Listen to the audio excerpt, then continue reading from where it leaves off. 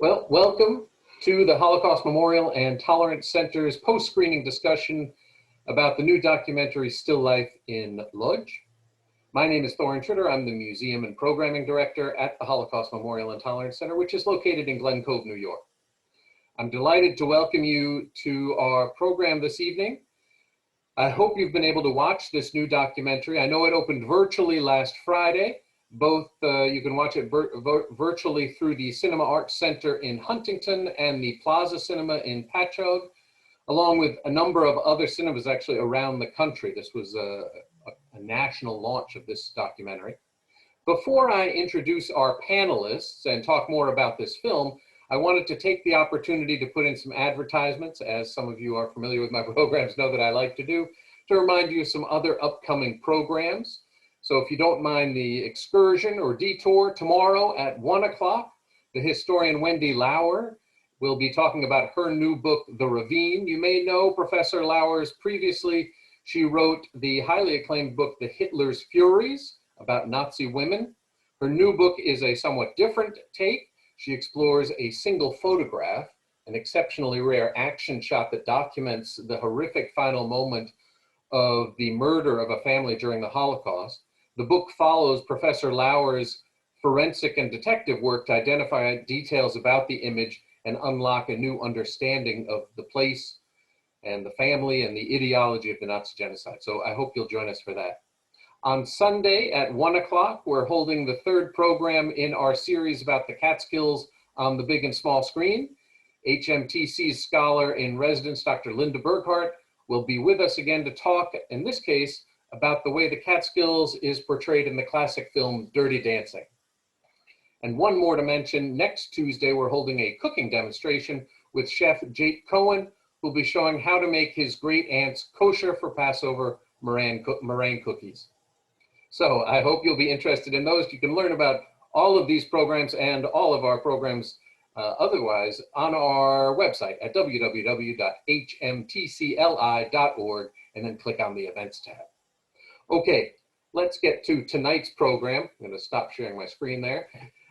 We have three panelists, all of whom you may recognize if you saw the film, and I'm going to ask them to come onto our screen. If I can get them, there we go.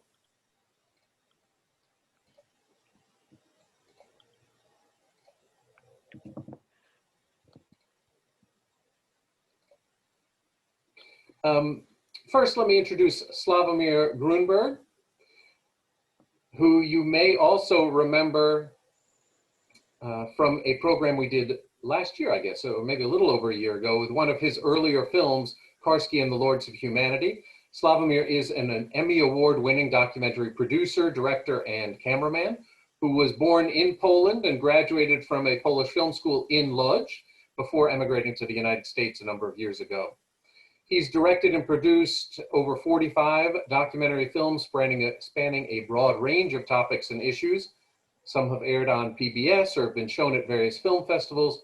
His short documentary, Sister Rose's Passion, was also nominated for an Academy Award. I actually have had the pleasure of traveling with Slawomir and watching him work, so I'm particularly pleased to welcome him back to our virtual stage. A second panelist that we have is Lilka Elbaum, who was one of the writers of this documentary. Lilka was born in Lodz, but in 1968, as you may recall, her family, along with thousands of other Jews, Polish Jews, were forced to leave Poland, and she settled in Canada initially. She is the daughter of Holocaust survivors and has worked for many years researching the history of Polish Jewry and maintains a strong connection to Poland. So welcome, Lilka. And finally, let me introduce Paul Seller, who is a major figure in this documentary as he explores the history of his family. Paul grew up in New Jersey and is the son of two Holocaust survivors. And for those of you who watched the film, you may note that the film is actually made in memory of those two survivors, Rosa and David Seller. So welcome, Paul. I have one final comment before I get to my questions or to our discussion, and that is, I've got several questions to get us going, but we'd also urge those of you in the audience, if you have questions, use the Q&A feature of Zoom, type in your questions, and we'll make sure that our panelists see them and have a chance to respond. Okay, With that layout of our plan and with my introductions over, let me welcome Slawomir Grünberg, Lilka Elbaum, and Paul Seller. Thank you all for coming. Oh, Slawomir, I think you're still muted there. Mute. Okay. Oh, good. Well, welcome all. So I wonder, just to get us started, and I'm not sure who to direct this to, maybe to more than one of you, but could somebody tell us a little about what is the film? What goes on? And if somebody has not yet watched it, how do you describe this film? Would one of you tackle that one? I would say the still life in Łódź centers around a painting that hangs in the same tenement apartment in Łódź, Poland, for over 75 years. And the individual stories are the visual comparison between present day and historical locations. And there are animated sequences which try to evoke these memories. And that would be my shortest description of the film. Lilka, what is your description? Well, actually, the film is about the apartment I lived in Łódź until '68. And Łódź used to be the third largest Jewish city in the world, had a very large Jewish population of over 200,000. So I knew that the apartment I lived in was inhabited before. And I knew that the furniture and artifacts and paintings must have belonged to somebody else, because my parents just came to Łódź in 1945 after surviving in hiding.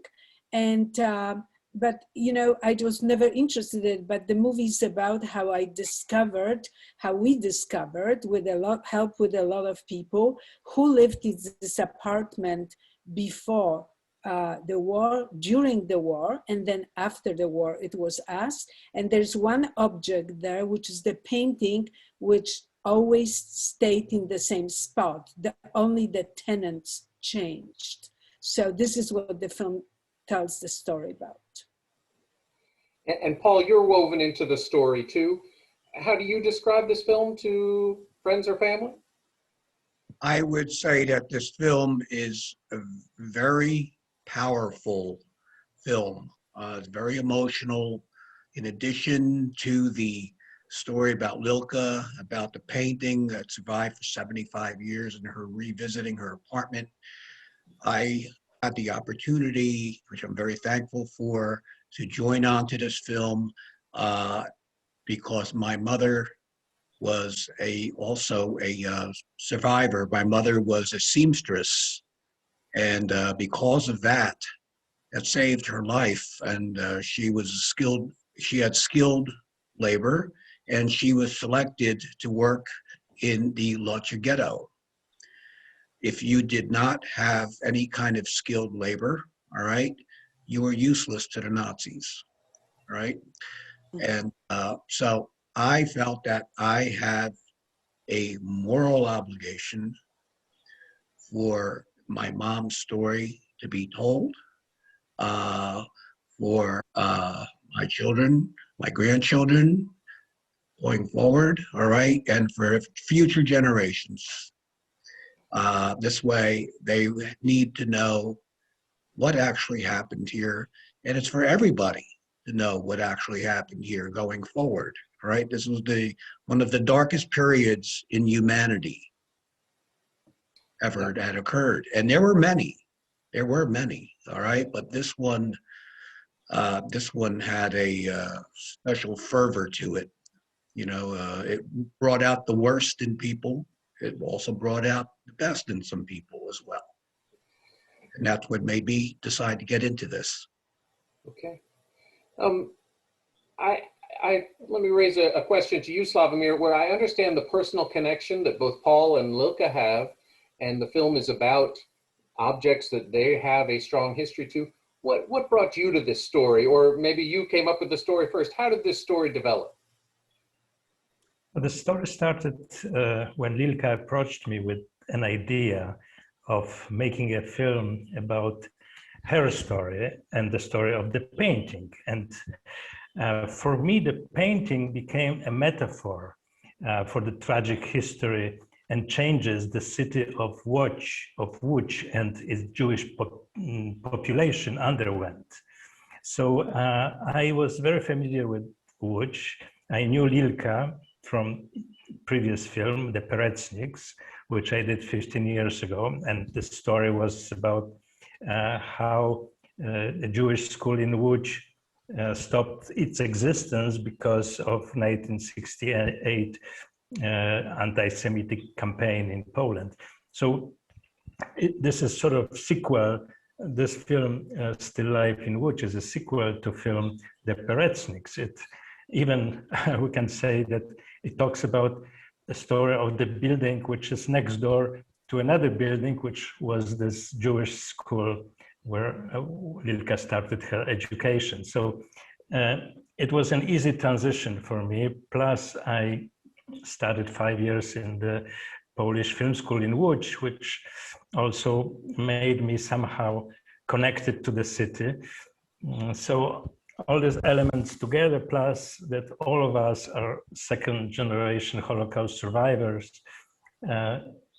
is another reason why I felt this was a perfect match. Yeah. Lilka, can you talk to us a little more about the painting and how you came across it? I mean, you had it in your house, you said, growing up, and then you moved away in 1968. How did you reconnect with it? Well, in October, so I left Poland in 1968. I wouldn't call it, I left it. We were literally thrown out of Poland. Our citizenship was revoked. So it was a little bit of a trauma. It was. I lost my home, and no matter it was Poland, but it was pretty traumatic. Most of the Jews left at the time. And in October of 2016, I went to Łódź especially. I've been hundreds of times to Poland, both on business and on personal matters, but I rarely go back to Łódź. I really rarely went back to Łódź because it was always associated with, you know, this kind of trauma of leaving, you know, Łódź. But I went especially because it was a wedding of the great-granddaughter of the Christians, Polish Christians, who saved my mother during the war. My mother escaped from the Warsaw Ghetto and was taken in by this Christian family. They didn't know her. It was not about money. They just did it. They helped her. And her the great-granddaughter was getting married, so I really wanted to go there. So I went to the wedding, but I also reconnected with other friends I have in Łódź. And one of those friends was the daughter of the family who bought the painting and the furniture, all the content of the apartment when we had to leave in October of 1968, because we could not take anything with us practically. We just left with personal belongings, and we could send some we could send some like freight, some additional items, but nothing like furniture or paintings. And she said to me, come, I'll show you the painting. And and basically I was I was just amazed. Oh, I'm sorry. You're good. You're good. It's okay. Can you see me? Yeah. Yeah. Okay. Sorry. I just, I did something here. Okay. Can I, Never know with Zoom. I mean, you are able to hear me and see me? Yeah. You're fine. Okay. So basically what happened was that she said, come, I'll show you the painting. And, you know, and it took me a while to kind of internalize what was she talking about. But when I saw the painting, it all came flooding back to me. And I was very, very emotionally gutted by the experience because, you know, it reminded me of my parents and our life together and what really, what a horrible tragedy it was for my parents to be thrown out of Poland 20 odd years after the Holocaust, when they were in the late 50s, they didn't speak the language, and they were totally lost. So all this kind of came together with through the encounter with the painting. And, the scene is shown as well. Yeah, It I didn't shows realize. it So in that the was film. that was when the first time you had seen that painting. Yes, on after camera. 48 years. I didn't After realize that was 48 wow. years, yes. It was a complete chance encounter, completely a chance. But you knew the woman from a long time ago.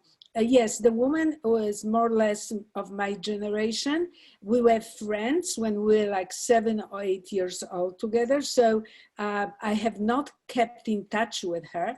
Only recently, before I went to Łódź to this particular wedding, I reconnected with her. But I just want to say that those people were very fine people. Her father was a very close friend of my father's.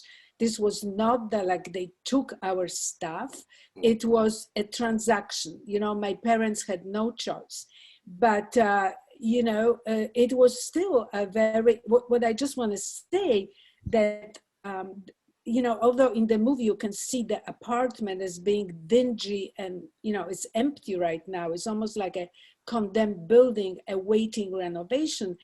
The furniture was magnificent. It was antiques, I believe, incredibly well done, probably all made to measure. That's how people made furniture. The painting itself, it's a decorative painting of the German school. German-Russian school, the Landschaft. It's not really of great value, but it was in remarkable shape. And also the frame, everything is original. The painting is at least over 100 years old. And, even the frame, was the same, except there were a few pieces missing from the frame, but otherwise it was in perfection. It was like almost only a day passed since I saw it last. When we watch in the film, and as you've described it, how your parents were forced and you were forced to leave, and you were forced to sell your goods, and first to sell your possessions, including the painting. Mm-hmm. And I think for many watchers, it harkens back to thinking about Jews who were forced to sell their possessions in 1939, as they were forced into the ghetto or deported. But you're saying it was a little different because these people knew you. They dealt with you in a way that was a lot different. Oh yeah, no. I just want to make very clear, because those were very fine people, very close friends. They had nothing to do with us leaving Poland. They were just like ordinary Polish citizens. And I'm glad you mentioned this because when I saw the painting, I immediately wanted to buy it back. I recognized that it was purchased. We did not, it was just, we had to, it was not because of the money. My parents didn't need the funds. It was not a desperation. We just basically didn't know what to do. We needed to make it empty. And it was interesting that I wanted to purchase the painting and they just would not, they were not interested. They are still not interested. And I just want to early on can share that when we found out in the film, as you can see, that we found the descendants of the original inhabitant of the apartment to whom the painting belonged. This woman, the Jewish dentist, Paula Ehrlich, she got married in 1919, and I am assuming that's when she moved to this apartment in 1919.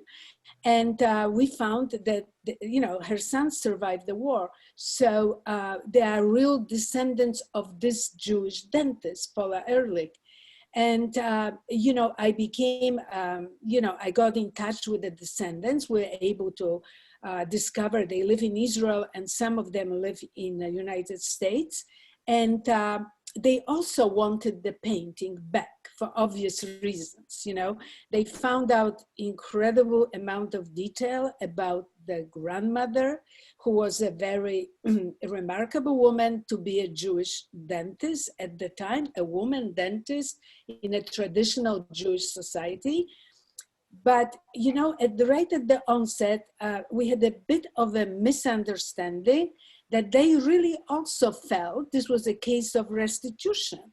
And I really had to very forcefully tell them that that's not the case. This is not like Poles taking over. This was a transaction. My parents willingly sold it to them. And, you know, they would love to have the painting and take it out of Poland and bring it to Israel, which in itself is very complicated because it's like a antique, right? It's from pre-war period, but we are at the stalemate. The people who own it, very fine people, they are not interested. They also like the painting. So I think you say in the film, when you see it, you say something like, well, you've had it longer than I had it. it's true. It's very true. Yes. Well, you know, there's such a thing as a kind of a gesture, a moral gesture, an ethical gesture, because, you know, Poland's landscape is littered with Jewish possessions.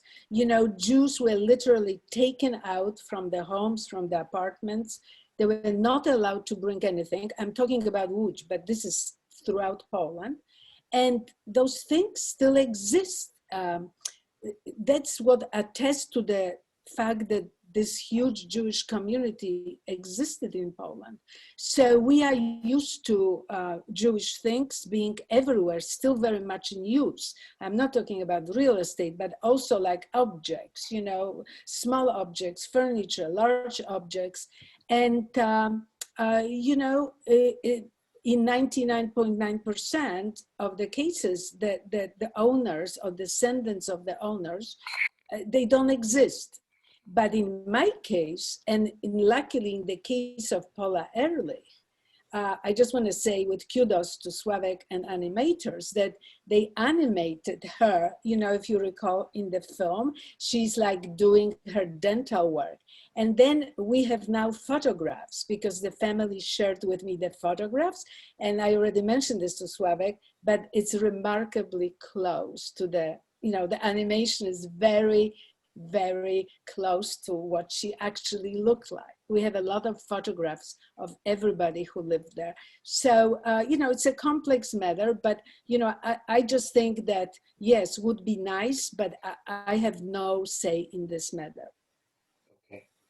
So, Slawomir, can I ask what you think is the most powerful part of this movie? I mean, there's a lot of stuff going on. We've got Paul's story, Lilka's story, plus Ronnie's story, another storyline. What's the most powerful point for you? Well, this is a question for the viewers, for those who watch the film. What's the most powerful? I wanted to do a non-conventional documentary about the tragic Jewish Holocaust era experience. That was my goal, and I try to find ways to make it fresh. I wanted to incorporate. And I did brief sequences of animation, aerial shots, which gives a viewer a good sense of geography and scale of the neighborhood. And many viewers might know which from the infamous ghetto. So it is good to see a fuller, richer portrait of the city. Which continued to be a hub of Poland's Jewish community until the 60s, until the time Lilka left Poland. So this was the challenge. This is what was important for me to capture, something what may be missing from other documentaries, the scale and the complexity of the Jewish life in Łódź before, during, and after the war. Yeah. I have to say, I mean, I remember the animation scenes from your earlier film about Jan Karski, and I remember hearing you tell me that there were those animation scenes before I saw that film and thinking to myself, how's that going to work?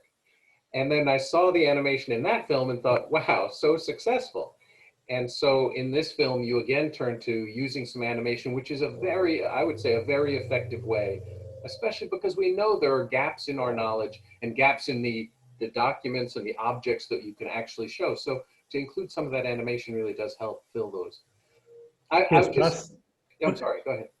yeah, plus animation really helps to connect these three stories together.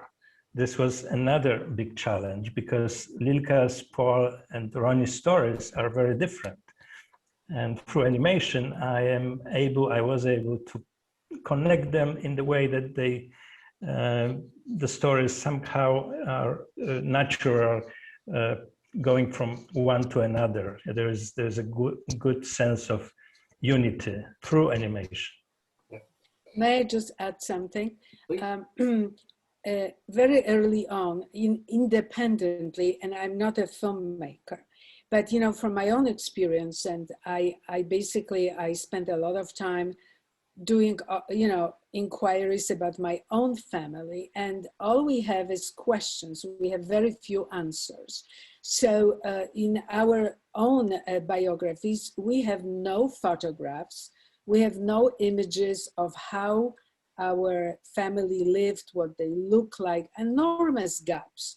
And just based on the film, the people who attend those, Q&As, and also in my work in general, people are really searching and they want to always know more. But there's no more, there's only questions, but there are very few answers. And independently, I just felt to myself, and also knowing Sławek work with Karski, that the animation fills the gap. In other words, we won't know. We truly, everything has been destroyed, but the animation can bring some measure of imagery.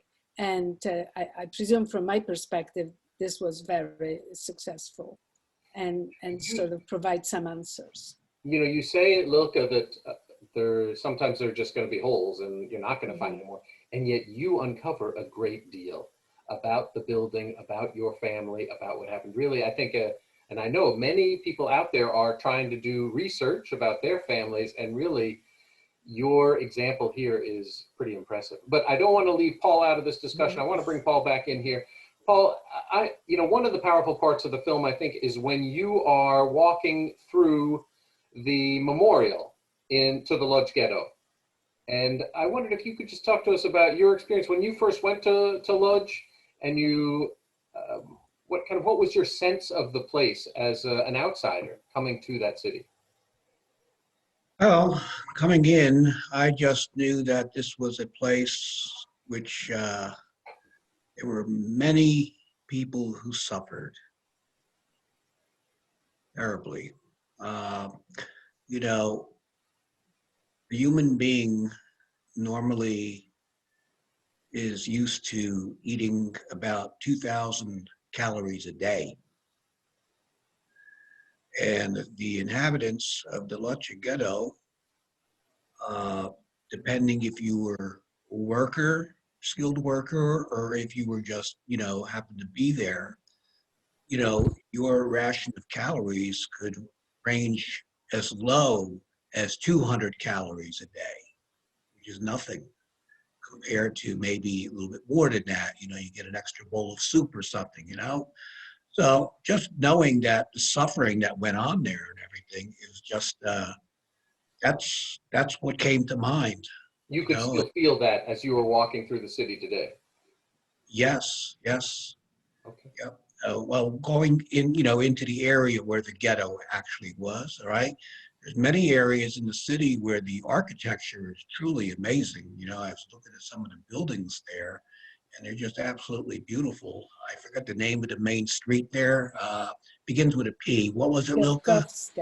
Piotrkowska. That's it, Piotrkowska. Yes, Okay. Piotrkowska, yes. Yeah, and you had the Anton Rubinstein. You had his piano on the sidewalk there.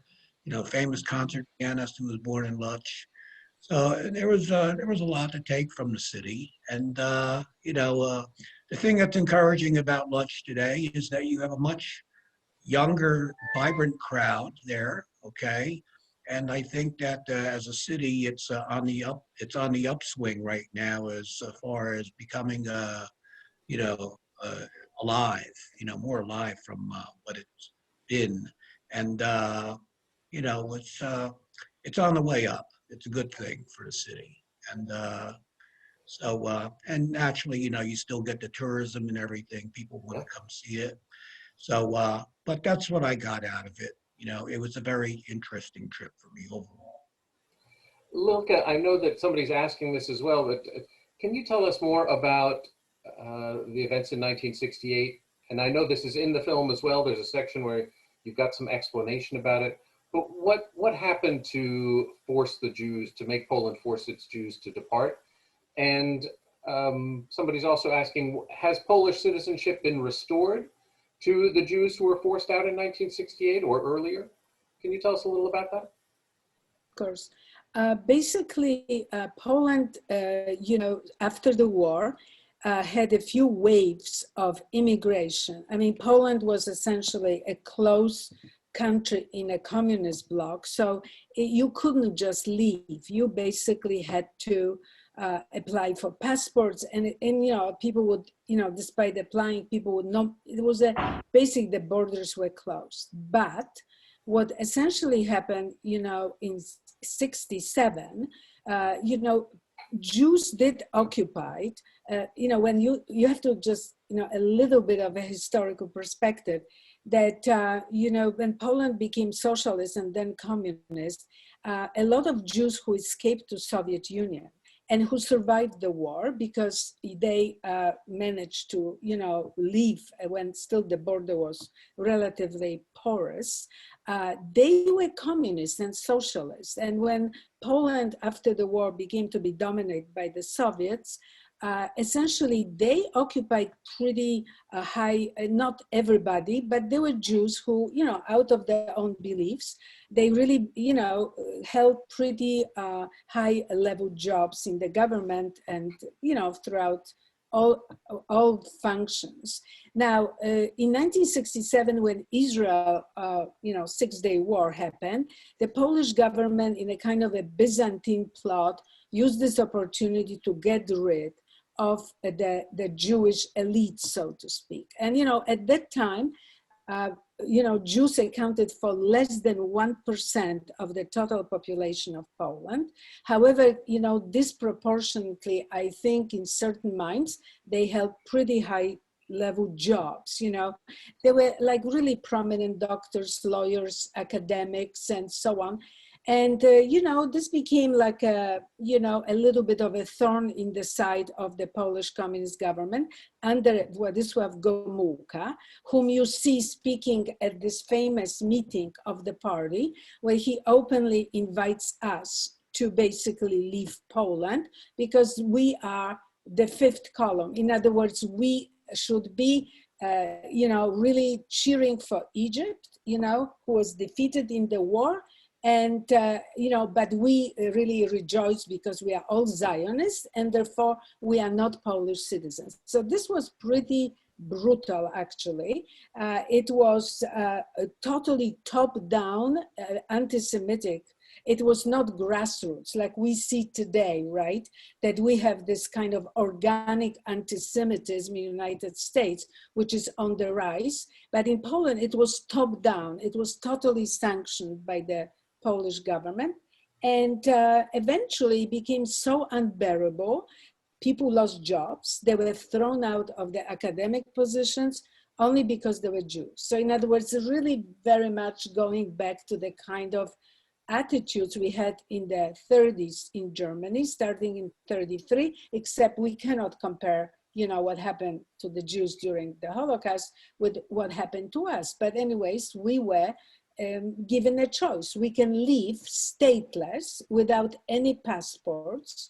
And, for me, I was 19. I really, it was like, I just wanted, like leave basically. And sort of, I don't know, I had some fantasies about going to Radio Free Europe and telling people what really was happening here.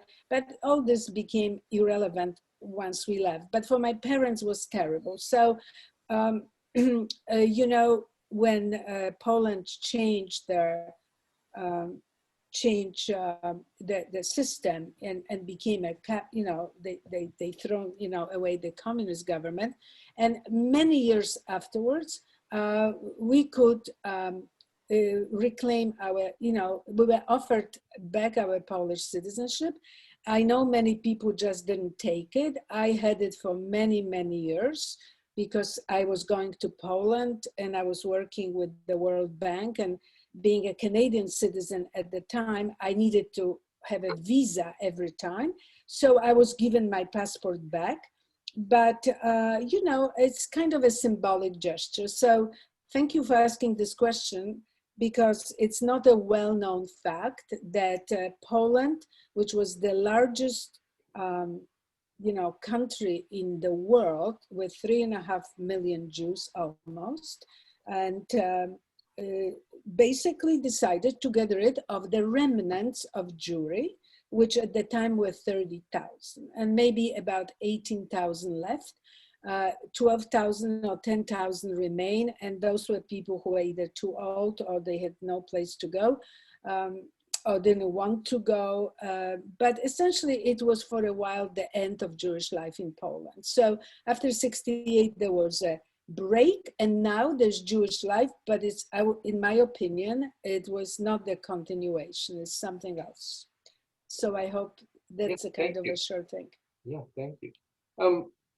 I think when people hear you say about how Lodz had a large Jewish population in the post-war period after World War II, I think a lot of Americans think back and have heard about anti-Semitism rising up and pogroms for Jews who returned to their homes in Poland in 1945. And yet you're telling us that in Lodz, a large Jewish community returned and stayed there until 1968 when they were forced out. So what was different about Lodz that would make it a place where Jews felt more comfortable or were more welcome? I think it was a matter of logistics. Lodz was annexed to Reich, to the Third Reich, so it was not destroyed. There was the infrastructure was practically in place.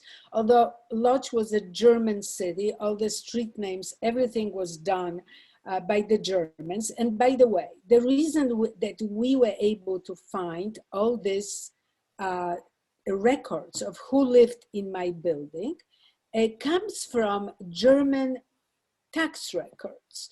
So in other words, despite Jews already being either murdered at Helmno at that time, this comes from 1943. All the information about who lived in the building, the names, details about how much rent they paid, how many rooms they have, and this building was like 90% they were Jews. I mean, I'm just surmising from the names.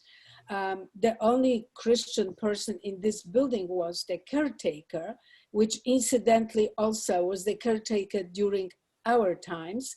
And if I would be only interested, I could have known much more, because he was there before the war, during the war, and after the war, a very fine man, really. And what happened is that despite those Jews being murdered or incarcerated, the Germans would keep those tax records, and in the hope, I don't know, of collecting some taxes or whatever, because the apartments were owned, a lot of them were owned by a family, and they were then let out, so in other words, it was private ownership involved. And they wanted to make sure that all this information adds up and they are not cheated out of any taxes. So, that's why we know who lived there, exactly the names, how many people, and so on. And I know, because I used to spend all my time until I went to school in playing with other kids, and I've been to other apartments, and all the other apartments had the same paintings and furniture, which all belonged to Jews before the war.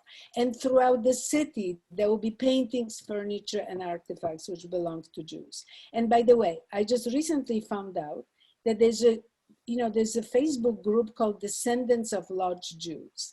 And they recently started this initiative where they are going to map on the map of Lodz where Jews lived. In other words, and I already seen a prototype for this, but they don't know, they lived, because this information is available, because all the records remain in Łódź, because Germans had to practically leave overnight. They did not destroy the records, but they would not know. They would know that they live at a particular street number, but they would know which apartment, because for this you have to dig in. And also, I just want to say, for people who are interested in Łódź, that the Jewish cemetery in Łódź, you've seen it in the movie, Paul walks around and says Kaddish. Basically, this is the largest Jewish cemetery in Europe, and 65,000 documented burials exist, and now it's going to be digitized. I think was just announced, a couple of days ago. So on those burial records, there will be also some information about addresses where people live. And this will be available online, through Polish archives to people all over the world. So I think that it's not only myself, but everybody else who wants to know, information of anybody who's related to Łódź through the family. Wow, that's super. I know we've been working with some people who've been doing research about their families, and they've been doing research for a long time. And one of the things they found is that there's more information online now than there was 3 years ago or 5 years ago. And as you're describing, this is going to be another piece of information. Mm-hmm. So it's really, no matter if you've done research before or not, there might be more stuff mm-hmm. even if you have. And in that regard, I'd like to bring out one more guest if I can.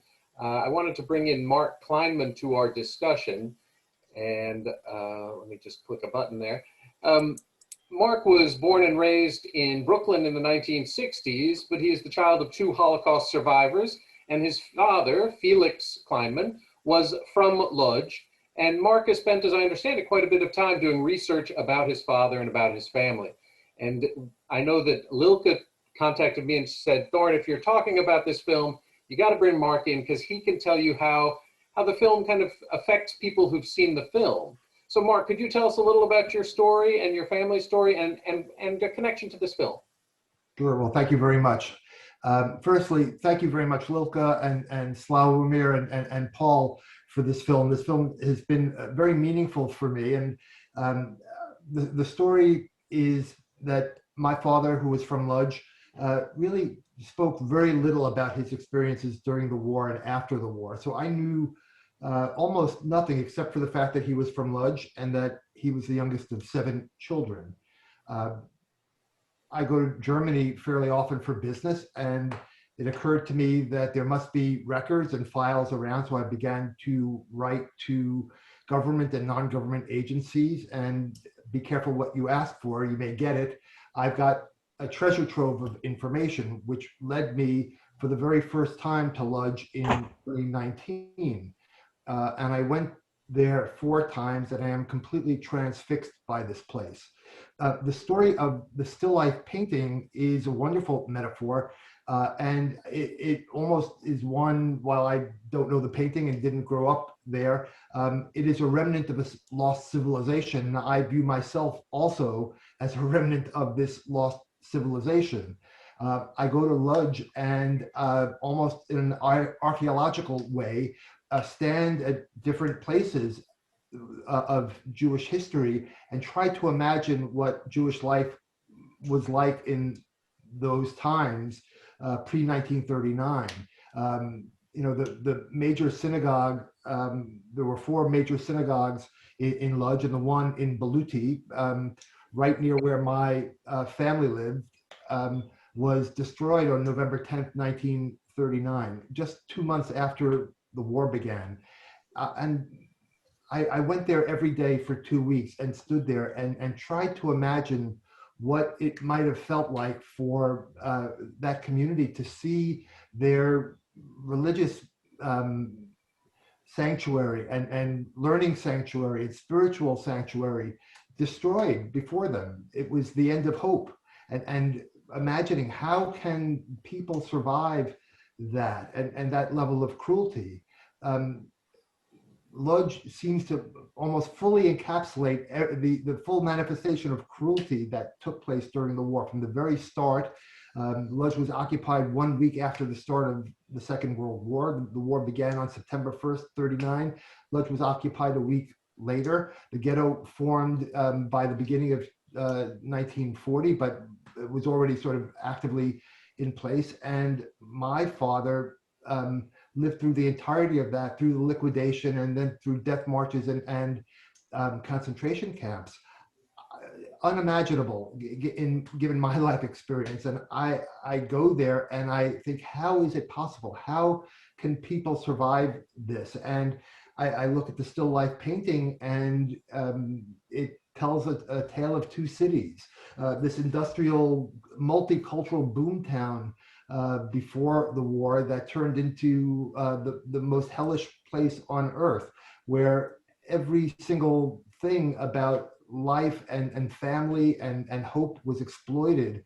And I come away with all of this with a level of hope and fortitude, because if you can survive that, if people and humanity and hope can survive that, you can survive anything. So sorry for being a little bit long-winded, but you can tell I'm passionate about this subject. I hope to go back to Lodz again this August. The Marek Edelman Dialogue Center in Lodz is a wonderful institution. They do a program at the end of every August in commemoration of the liquidation of the Lodz ghetto, with speakers and films, and I'm sure that this film will be shown there. I would encourage everyone who has interest in this to go and meet Lilka and Slawomir, and I hope to be there as well. So thank you very much. Thanks very much, Mark. And yeah, we definitely hear your passion for sure.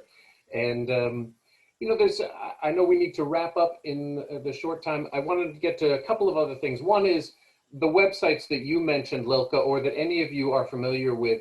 Can you mention them? For example, the cemetery, do you know how people can search that? Or if you'll be willing to send me that information, then I can send a follow-up email to people. But so we'll get some information out to people who are interested in doing this research.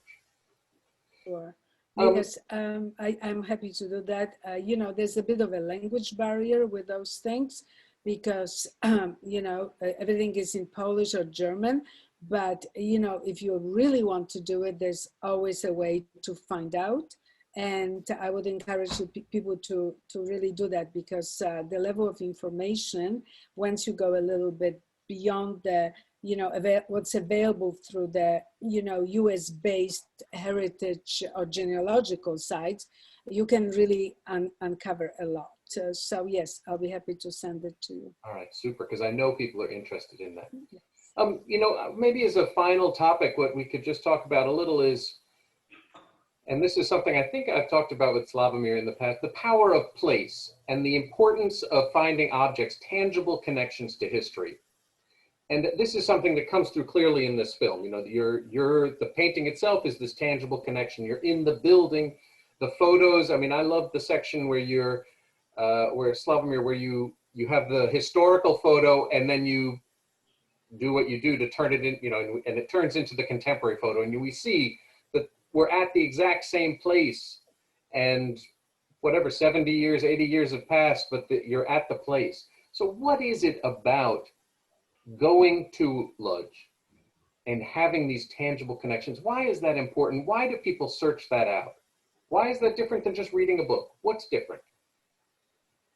I wanted to raise this provocative questions about the power of places, power of roots, special objects, which we remember, which stay in our memory for a long time, the role of memory and how they inform each other. So I hope that this film will remind us of the eternal value of mementos, of memories passed down through the generations. I think concentrating on objects, on silence. If you remember, this film has a lot of silence, a lot of music, which also help to bring these objects, these memories into another level of poetry, which was a goal of this film, which I wanted to make this film very poetic. I wanted to make this film different than others films deal with the Holocaust. It's not Holocaust film because of all these elements which are in the film. We have this rephotography, special effect, where we have images from before the war, and then through special technique, we see the same elements today. Very powerful elements of visual effects, but real situations. Through these effects, we can see the city 75 years ago and today within 5 seconds. And bringing all these elements together, I thought, we can create this new film about the Holocaust, not having a Holocaust film. Yeah, somebody's mentioning that they were struck by, I mean, this is obviously comes across in this film, touched by how Ronnie had to feel the walls and feel the railings, and there was something to connecting through a tangible place and a tangible objects that's just different than touching and feeling or anything else. Yeah. Any last comments? I want to wrap things up, but I know we haven't had a chance to hear it from everybody equally, but any last comments? Lilka, do you want to give us something last thoughts for the film? Well, I think that for me, and it's been like about 4.5 years for me from the idea, actually longer until today. Like myself, I just, the story essentially kind of grew out of my experience, and then was developed into pre-war, during the war, and after the war. But after I've seen the film myself for the first time, the rough cut, what it shows is the absence of the Jewish community of Łódź, which is almost like a microcosm for Poland. It was very, very, to me, it was very poignant. Even, we now have been reviewed in a bunch of mainstream media. Thank you, mainstream media. We have a great publicist. I have to give a shout out to our publicist, but also, through smaller, online reviewers, and some of them picked it up on this, and they don't have to be Jewish to feel that. So, we are talking about one of, 85% of all Jews can trace their provenance to Poland. And what remains today, there's an absence, but what remains are the objects, the buildings. And on our website, which is www.stilllifeinlodge.com, we will have, like today's, if you post it, we'll post it. But last Sunday, we had Daniel Liebeskind, who is, also from Lodz. He was born from Lodz like myself, and he even went to my school, before he left for Israel. And he spoke very, very evocatively about, how buildings are really guardians of memory and objects. So, I cannot even repeat it because I'm not that eloquent, but anybody who's interested, please go to our website and click on this particular event. And then, he's building actually a building right in the middle of where Jews used to live. And, he talks about it, how it is almost like his duty to do this. He definitely doesn't need fame and fortune from Lodz, but he's gonna do that. So to me, it's about absence and maybe trying to maintain the memory of those, incredible communities who are no longer. I think you're absolutely right, and I really do think it comes across. And I know Michael Berenbaum has this phrase where he talks about the absence of presence and the presence of absence. Right. And that's what you do. You're right. You feel that in this film. Paul, any last comments from you? You kind of receded there a bit into the dark, but yeah, I have to turn on the lights behind me. I'm sorry. I would just like to say, that one of the things that's so important in this film is the orchestra. and the music and the effect that it has on the audience, because it's just, it creates the additional emotional and the drama of everything in this film. And it was amazing. It was amazing for me to listen to it the first time I heard it. And the first thing I said to Slawomir after we saw the film, the actual film screened for the first time in the Holocaust Museum in Lodz, I said to him, that music was totally amazing. I was overcome by it. I certainly agree with you. In fact, I recently saw a draft version of another documentary which didn't have any music in it. And it requires the music to build that sense, that emotion, that power. And Slawomir and your team, you have certainly done it in this film. Let me finish with... I would also like to just say that for anybody who hasn't seen the film yet, when you're watching it, listen carefully to the music, and it will definitely have a very large effect on you. Nice. I have to mention the name of the composer, Wojciech Lemański. That's the name of the person who did the music. Excellent. Mark, do you want to offer any final closing words about the film? Every story is an important one. I believe that this is an important story. It's Lilka's story and Paul's story, and I think it's really all of our stories. So bringing these to life is a very valuable thing, and I'm grateful for being a part of it, a small part of it, and learning from it. Well, thank all of you for having this talk with us and sharing your behind the scenes information and background with us as well to get us a better understanding of the film. I want to thank the viewers out there for joining us this evening. This program will be recorded, and we'll send a link with that recording from our YouTube channel. And I will send a follow-up. I'll get more information from Lilka about some of the research things that people can do, and maybe for Mark and Paul if they're willing. And I'll share that with the people who've registered as well. So thank you all for joining us, and have a wonderful evening, and have a good night. Be well. Thanks, everybody. Thank you. Thank you. Thank you, Take care Thorin. now.